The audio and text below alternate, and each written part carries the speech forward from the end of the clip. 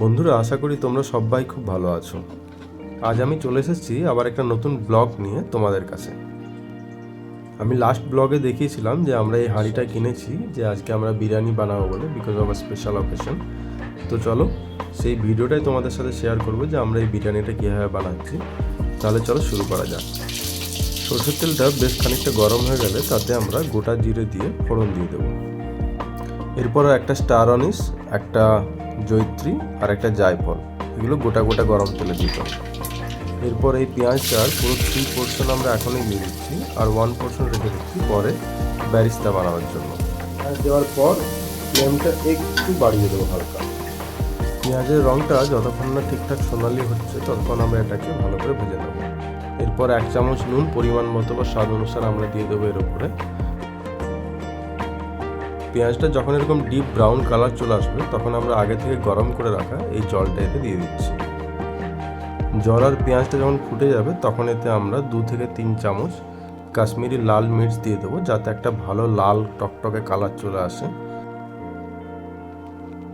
2 minute ফুটে যাওয়ার পর আমাদের আগে থেকে কেটে রাখা যে আলুগুলো আমরা অর্ধেক অর্ধেক পিস করে রেখেছিলাম সেগুলো আমরা এটাতে দিয়ে দিচ্ছি। কয়েক সেকেন্ড পরে আগে থেকে পেস্ট করে রাখা রসুন আর আদা ছোটো বাটির 1 বাটি করে আমরা এটাতে দিয়ে দিচ্ছি। আপনি বিরিয়ানিতে মটন বা চিকেন যেটাই দিন না কেন সেটা আগে থেকে ভালো করে ধুয়ে নুন আর হলুদ মাখিয়ে রেখে দিতে হবে আধ ঘন্টা থেকে 1 ঘন্টার উপরে। ঢাকা বন্ধ করে মিডিয়াম ফ্লেমে 2 থেকে 3 মিনিট এটাকে ফুটিয়ে নেওয়ার পর আমরা এখানে অ্যাড করে দিচ্ছি 1 চামচ বিরিয়ানি মশলা। দেন আগে থেকে ম্যারিনেট করে রাখা মাংসটা আমরা একটা একটা করে পুরোটা চারপাশে সাজিয়ে দেবো।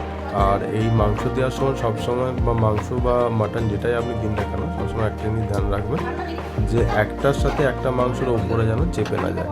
প্রত্যেকটা মাংসকে সাইডে সাইডে একটা একটা সিঙ্গেল করে আপনাকে দিয়ে দিতে হবে। এরপর বেশ কিছুটা কেটে রাখা টমেটো, 2 থেকে 3টে টমেটো কুচি করে রেখেছিলাম, সেগুলো এতে দিয়ে দেবো। দেন ঢাকা বন্ধ করে আবার আমাদের মিডিয়াম ফ্লেমে এটাকে ফোটাতে শুরু করতে হবে যতক্ষণ না মাংসের মধ্যে একটা সফট অ্যান্ড টেন্ডারনেস ব্যাপার আসছে।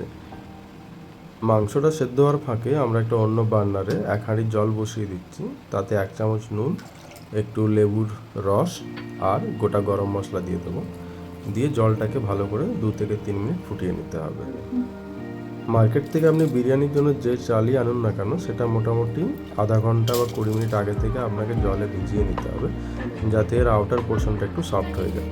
দেন হাঁড়ির জলটা যখন গরম হয়ে একটা ভেপার উঠতে শুরু করবে তখন কিন্তু আমরা চালটা দিয়ে দেবো। এরপর চিকেনটাকে আমাদেরকে চেক করে নিতে হবে, যদি নাড়তে অসুবিধা তাহলে আগে থেকে আলুগুলো আপনি তুলে রেখে দেবেন। জলটা মরে যাওয়ার পর যখন এরকম তেল বেরিয়ে আসবে আর গ্রেভিটা একটু ঠিক হয়ে যাবে তখন আবার আমরা উপর থেকে আলুগুলোকে সাজিয়ে দেবো। এইভাবে করলে আলুগুলোর মধ্যে ফ্লেভারও আসবে আর গোটা আলু আপনার ভেঙে যাওয়ার ভয়ও থাকবে না। নেক্সট আমরা গ্রেভিতে 1 চামচ দই অ্যাড করে দিচ্ছি, তার উপর বেশ কিছুটা ধনেপাতা কুচি করা সেগুলো ছড়িয়ে দিলাম, যাতে এর মধ্যে একটা ভালো ফ্লেভার আসে। আলাদা করে পেঁয়াজের ব্যারিস্তাটা যেটা করে রেখেছিলাম সেটা কিছুটা এখানে দিলাম, 1 চামচ ঘি আর 2 থেকে 3 ফোঁটা মিঠা আদর। এই মিঠা আদর দেওয়ার সময় একটু ধ্যান রাখবেন যে আপনি এটা বেশি যদি দিয়ে দেন তাহলে কিন্তু গন্ধটা খুব উগ্র হয়ে যায়, তো এটা কম দেবেন, অসুবিধা নেই।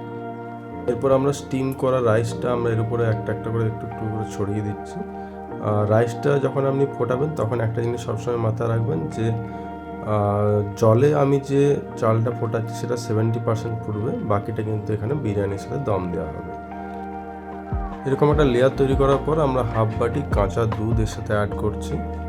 তার উপরে আমরা বিরিয়ানি মশলা ছড়িয়ে একটা লেয়ার তৈরি করে নিচ্ছি, আর বিরিয়ানি মশলার সাথে একটু কেশরও আপনার এখানে দিয়ে দিতে পারেন।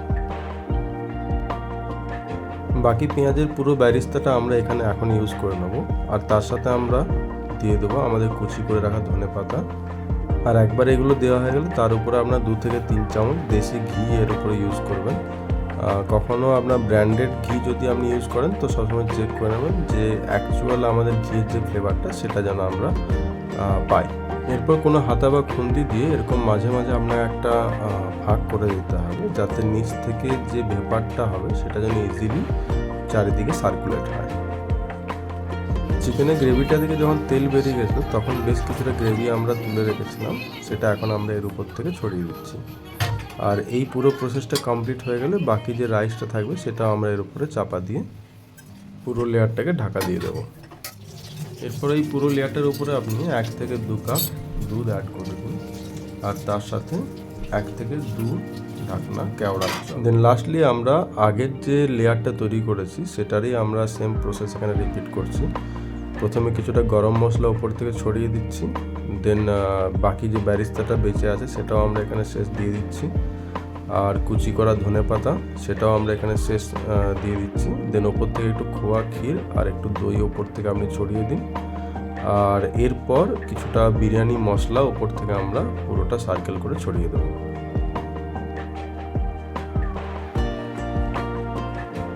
একদম শেষে আবার মাঝখানটা এরকম একটু করে হালকা করে দিতে হবে, যাতে নিচ থেকে যে ব্যাপারটা ক্রিয়েট হবে সেটা ইজিলি পুরো উপরটাতে আসতে পারে আর পুরোটাতে সার্কুলেট হতে পারে।